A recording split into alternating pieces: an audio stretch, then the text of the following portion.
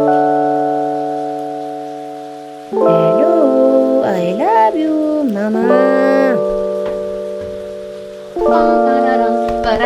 Arya staple scent.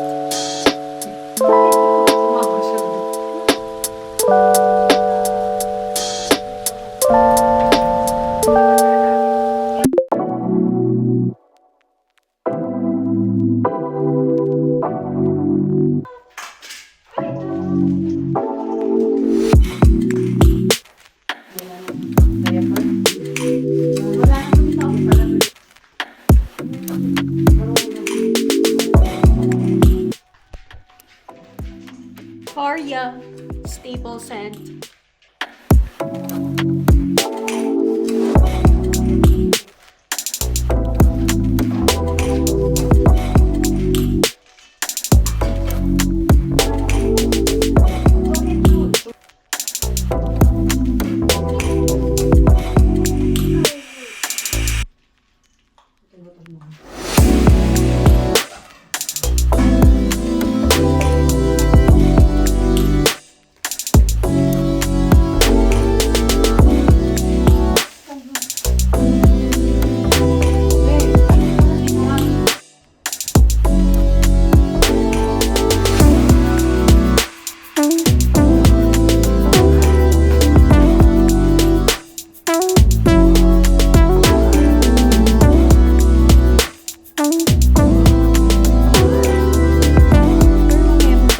This is our typical 5 to 9 after namin sa shop, after namin mag-live. Basically, after nung day job, 5 to 9 namin ilalaan namin sa house chores and then yung other things na kailangan namin gawin, yung mga back office ng BPE and of course, yung mga kailangan naming bayarang payments, let's say like yung DHL, kasi we ship worldwide. By credit yung nag-work yun, so we have to pay them pa. Madami kaming ginagawa. And mamaya, hindi ako mag-workout today. Mag-e-edit ako ng video para sa TCNNK na YouTube channel. Medyo typical lang naman yung day-to-day na ginagawa namin. Walang something special. Kasi pag uwi, ang daming ginagawa talaga. Yung nasasakop mismo ng live is hindi namin nagagawa yung ibang mga kailangan namin gawin after ng shop. Ginagawa namin sila. So, minsan, wala kaming talagang time na kung anong oras kami kakain or whatsoever. Minsan, maaga. Minsan, super late. Kung nagda-diet kami, isahang meal na lang. Kunyari, mga 10 or 11 na kami kakain. Ito yung typical. After namin maligo, maya magtatrabaho na ulit kami. Yeah, magpapahinga muna kami today and then yun nga, mag-edit ako. Si Tisig naman, dahil naka-ads kami, so mag-reply siya sa mga messages sa Messenger. And kung may time pa kami, pwede pa kaming mag-workout. Time check na yun, 5:36 p.m. Is magbabayad tayo ng DHL sa yun yung shipping namin international. So mag-check tayo ng emails for today. So lilipat ako dito sa laptop na to kasi dito mas kumpleto yung mga files.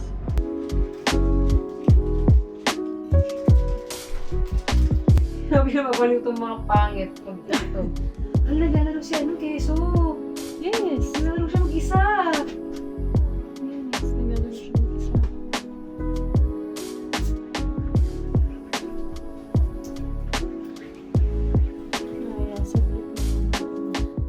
Pang pang tararang parang nagagang tararang pang pang tarang.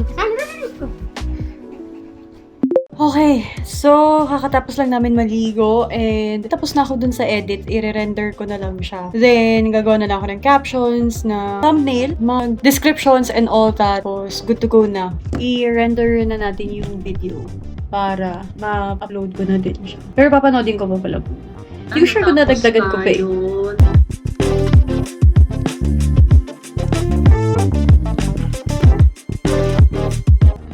Okay, exporting. Let's go. Time check ngayon mga mahal. It's 7:43. Ayan, 7:43 pa lang ng gabi. So, nag-dinner kami kaninang 6. Nag-chill saglit. Tapos, yun nga, nakipaglaro kami sa mga aso. Tapos, tinapos ko na yung edit. Yun lang naman. Ngayon, medyo chill yung day. Dapat mag-workout pa ako. Pero na-realize ko parang maganda rin magpahinga na. Maaga-aga. By the way, mga mahal, papakita ko lang. Smoke shop, nakapatong siya sa air purifier namin. Para yung hangin dito, mabublow niya pataas. So, maaamoy. Ayan. So, itong compact na to, compact na air purifier. Nasa shop talaga to. Pero inuwi namin kasi yung air purifier namin dito sa kwarto nilagay namin sa master kasi kailangan nila tito and titas. Yung link nito mga mahal, even yung isang air purifier, nasa description na lang. And kung saan kayo maka-check out ng rediffuser, ililink ko na lang din sa baba. Tinatry namin mag-vlog, wala kasi to sa sistema namin. Gets pa, hindi kami ganun kagaling mag-vlog compared sa mga ibang vloggers. Pero not bad naman kasi nagagawa naman namin somehow. So hopefully maka-watch kayo and maka-subscribe kayo. What's that, Bobby? Ano nauuso ngayon? Parang patatas siya. Spotify.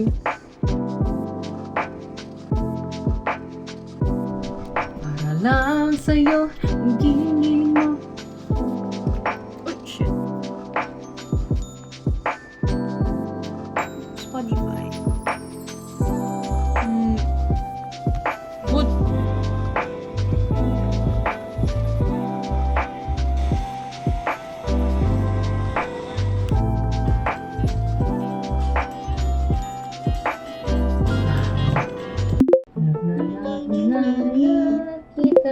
Love na kita. Ito yung sinasabi namin mga mahal na ito yung survivor ng distemper. So pag naririnig nyo, hinga ka nga siya. Tapos ganyan siya, gumaganon. Ayun. Narinig nyo ba yung gumaganon siya? Parinig mo nga siya. Dapat humarap ka dun kasi dun yung camera. Parang hindi niya magbuhat yung ulo niya. Ayun ganyan siya Yun yung downfall niya. pero cute siya. Siya yung pinaka-cute. Pogi yung sinyong niya. Sa sinyong niya.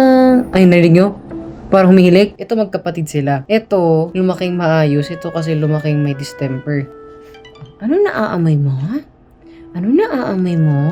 Ito si Fickle Looch.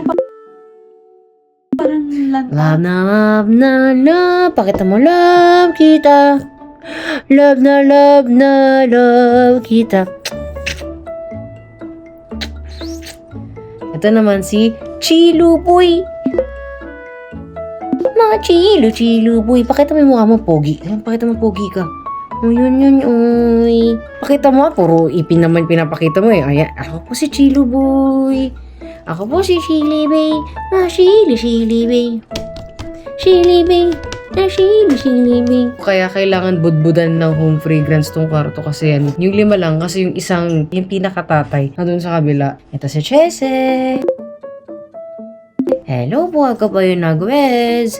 Ako ba yung muntik mamatay? Pero guess what? I'm alive! Uwi! Diba? Hello my Chess! I'm Chese! Hello! I love you, mama! Nandun yung air mist namin. Andito yung rediffuser na nakalagay sa air purifier para pag mas malakas yung buga. So yun sila. So time check, 8:58. Sleeping time. Tapos na lahat. Baby dog, say goodnight. Good night, mga mahal. Good night, Silly Bay. Bed situation nila. Diba? Kahit may kama sila dito na lang. Ang Yung laki kama ng nila. kama nila, May kama pa sa isang kama. Gusto nila yung kama namin. Ganyan talaga. Mga mahal, siyan, tulog sila. Nag-spray kami ng air mist, tapos nilakasan ko yung air purifier para mas umamoy ito. Pag may scent akong nilalagay na, pag mabango na yung kwarto, automatic matutulog na sila. Masarap ang tulog niya. Di ba? Oh. Good morning mga mahals. Ang oras na is 8:11. So inayos na namin yung mga gamit ng aso dito kasi makulit sila, makalat. So ngayon, pag-load kami ng labahan, saglit lang before kami pumasok.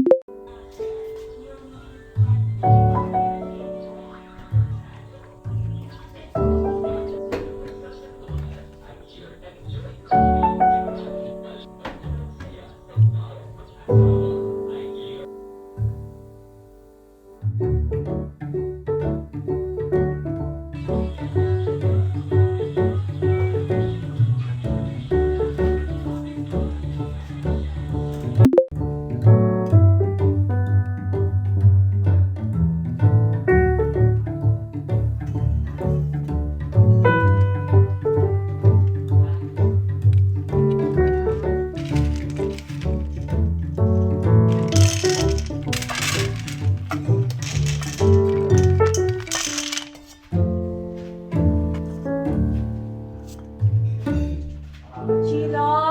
Sheila!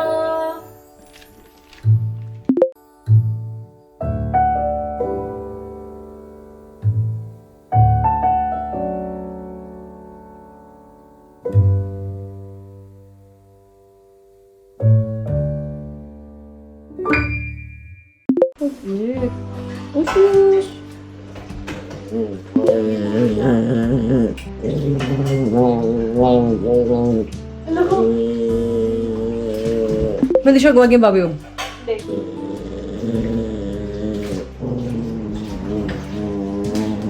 Wala siya sa mood. Wala siya sa mood. Wala sa mood niya si Julie. Ashiri, kitty, kitty, kik, kik, kik. Tiki, tiki, tiki, tiki. Makakasama. Wala siya sa mood.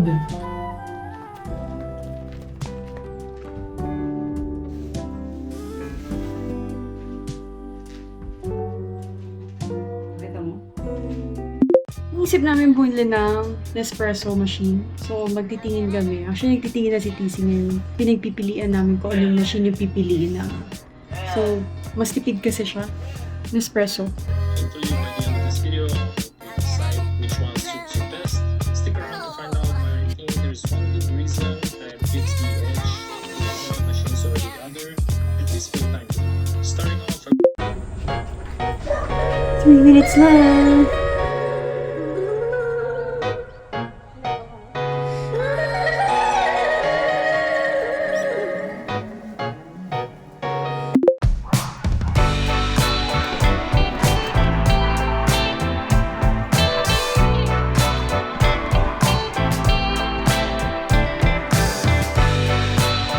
(9:40) na ng umaga, pupunta na kami ng shop.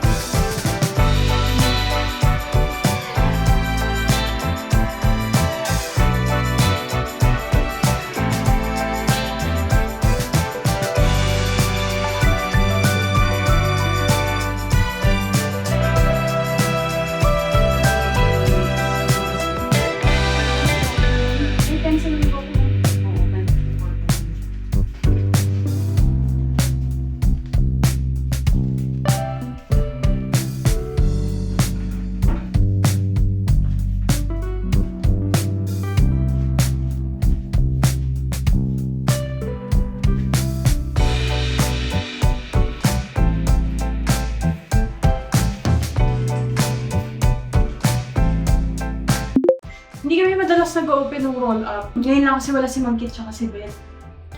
Usually sila. Ano ba ang Sabihin na. Sobrang init. Sobrang. Ang init dito sa vegan, promise, gusto mo na magkubad. For example, di mag-shorts dahil kagatin ako ng lamok. Alam mo yun, mga ganun. Tsaka basa ko yung buhok ko, di ako makatali. Okay Okay, so usually pagdating namin dito sa shop, i-check lang namin yung mga emails and all. Tignan muna namin yung mga back-end ulit. Kasi yung iba nag-emails lang in the morning, mga nag-message, gano'n. Okay, tutulad na to, nag-email na yung DHL, since nakapagpayag na tayo kahapon, okay na. Tapos, ayan, so may mga ipapack din tayo ng orders today. So yung business namin, hindi namin siya masyado in-overthink in a sense na parang kailangan ang dami mo kagad gagawin. Naglaba kami kasi isang load lang naman yun. Ay namin yung natatambakan eh. So yun, kung sa amin kasi kung kayang magawa siya at hindi naman ganun katagal at may gagawin pa during, parang in between ng ginagawa na yun, gawin mo na, parang ganun. Kesa ipapa-weekend pa na mas madami tapos imbis na gusto mo na magpahinga, di ba? So yun, ganun kami. And kung napapansin nyo, wala kaming kasambahay kasi yung mga dati namin kasambahay is nagsipahinga na. Hindi naman na kami bata na kailangan bantayan pa. So, kaya naman namin yung house chores. Though, naghahanap kami ng kasama sa bahay. Yung gawin yung mga basic na linis at yung basic na laba, yun lang. Pero, sa ibang bagay kasi kaya din naman namin. Nakakapagod lang in a way na parang after mo dito sa shop, may gagawin ka pa kasi. Lalo na pag may nararamdaman ka or Pagod ka lang. Or hindi okay yung pakiramdam mo, yung mga ganun. Parang nakakainis minsan. Parang, alam niyo yung times na, syempre kung babae ka, may nararamdaman ka minsan na hindi maganda, yung pagod mo,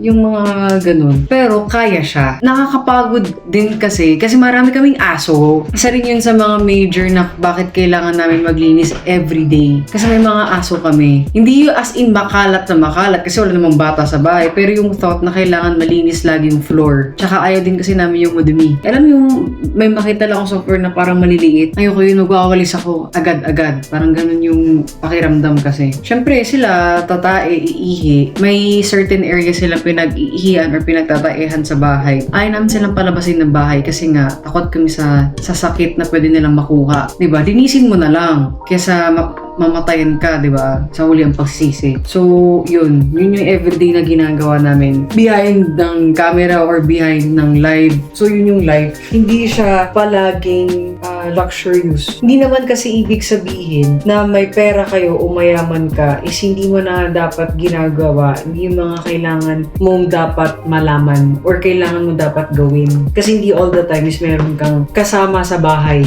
Alam mo yun? Hindi all the time ganun kasi. Parang ngayon, ang hirap kumuha ng kasambahay kasi mga kasambahay para sila pang bibigay ng ano sa'yo. Ng kondisyon. Dapat ganito, dapat ganyan, di ba? Order kami ng coffee. Ngayon kasi gusto namin yung kape na talagang masarap. Hindi kasi namin gusto yung eme lang. Alam mo yun? Alam niyo ba mga mahal na ang coffee sa amin is very luxury. Luxury siya in a sense na syempre gastos naman talaga kung bibili ka ng kape mo araw-araw sa coffee shop. So ibang tao is ba't kaya hindi na sila mag 3-in-1, ganito ganyan or magtimpla or magganito ganyan. Ang daming pwede. Parang ang daming ways kung paano mas makatipid. Yes, oo.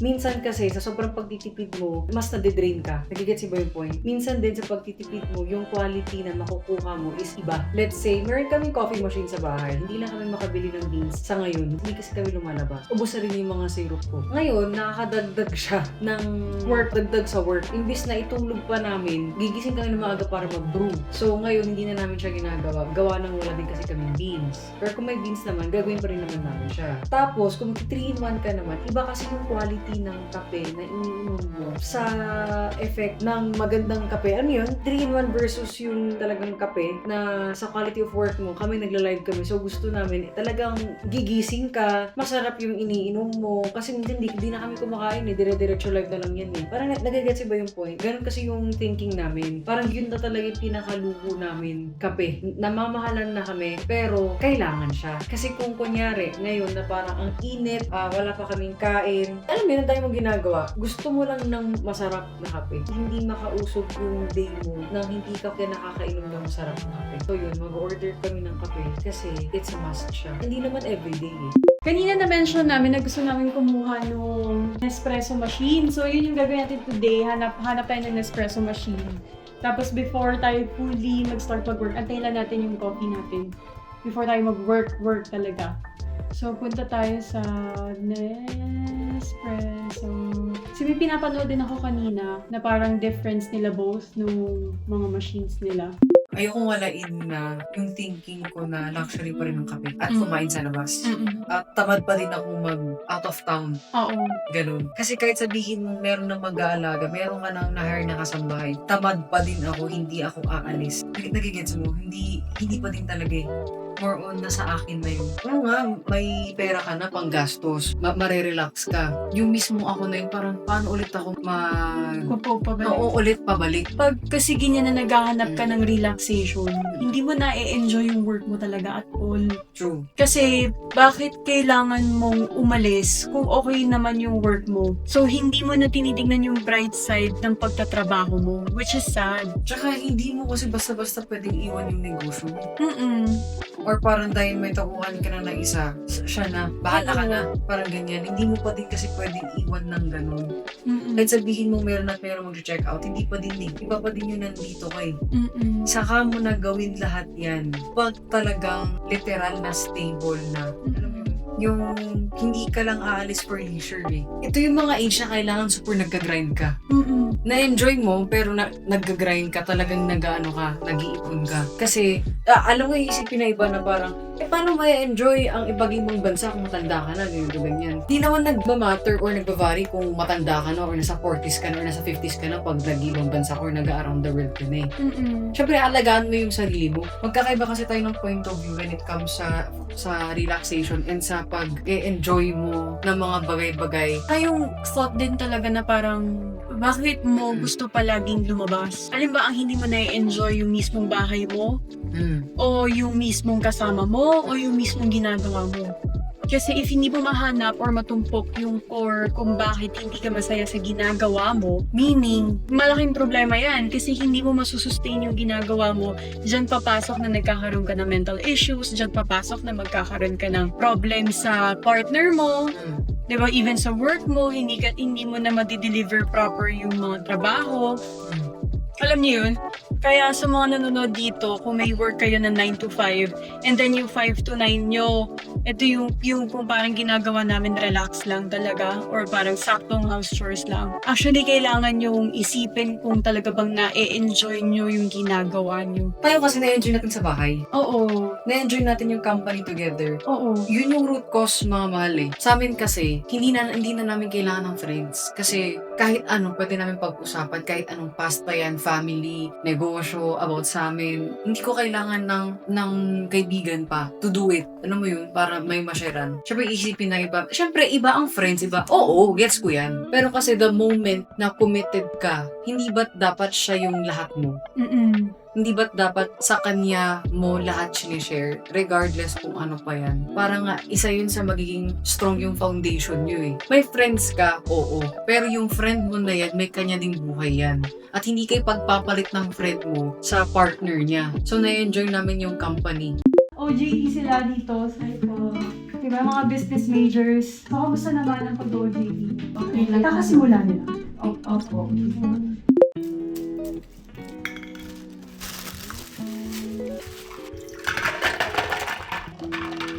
Iisipin mo yan, blessing siya and a curse. Mm. Pinakamagandang probinsya siya rin. Isa sa mga pinakamagandang probinsya na pwede yung pag-stay is vegan. Kung ano ka, goal-driven, business-driven, at gusto mo mag-vegan ka. Kasi dito, walang life eh. Exactly. Diba? Hindi ka matitin. Diba? Kung kontento ka, hindi ka matitin, makakapag-ipon ka. Kung super tipid ka, makakaipon ka. Curse siya kasi nasanay ka sa life na sa city na kailangan may reward ka kahit sa mga small na ginagawa mo. Minsan kasi nagpinapatibay ka din ng ganong situation. Hindi sa lahat ng bagay is applicable ang rewarding system. Lalo na kung hindi naman talaga deserve. Baka isipin nila, ang higpit mo ng sarili mo, no. Depende rin kasi yan sa goal na gusto mong mangyari. The more kasi na binibibi mo yung sarili mo at sa maliliit na bagay na hindi mo na dapat nire-rewardan yung sarili mo, pero patuloy ka ng reward. Bawat reward mo sa sarili mo, regardless how small or how big it is, nauubos yung perang meron ka. Diba? Kung yung reward na yun is hindi naman siya nakakatulong sa everyday na pagtatrabaho mo, yung quality of work mo, huwag mo nang gawin. Yun lang yung thinking ko Medyo magkakaiba tayo ng thinking.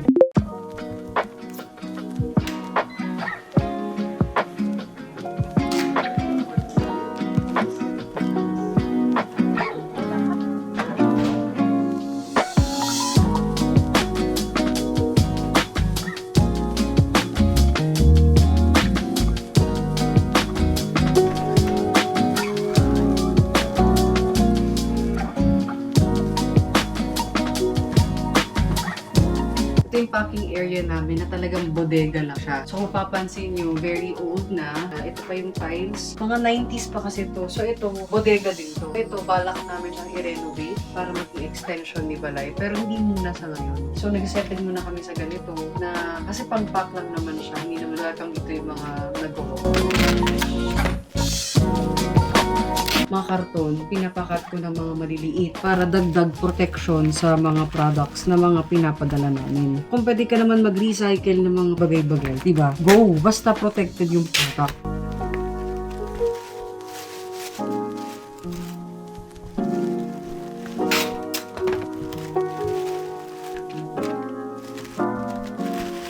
So yan, so punta na natin dito.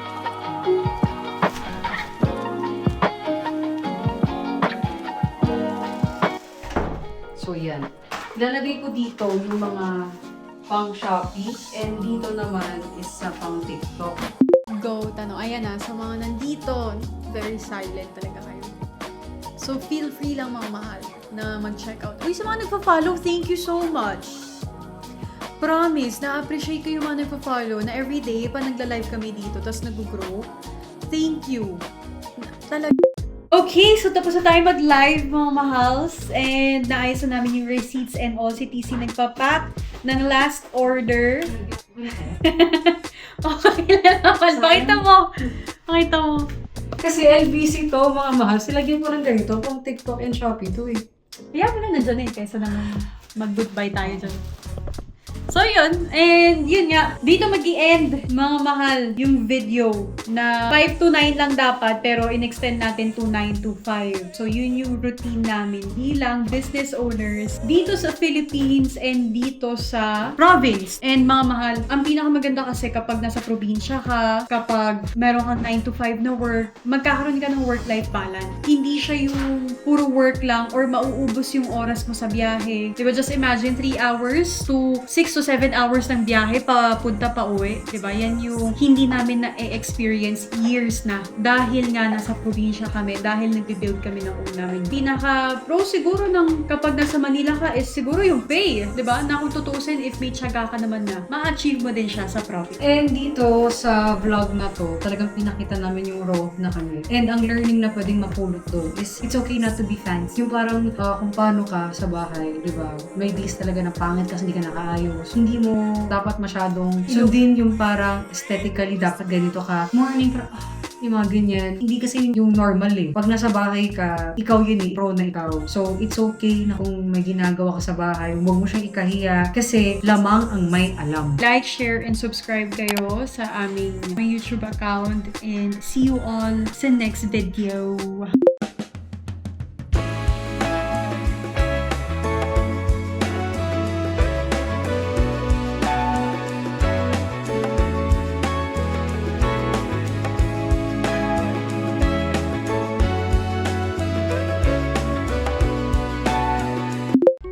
It's a joke! It's a joke! It's a joke! Paano ko to mapopost sa YouTube kung hindi kita kukunin? Bye!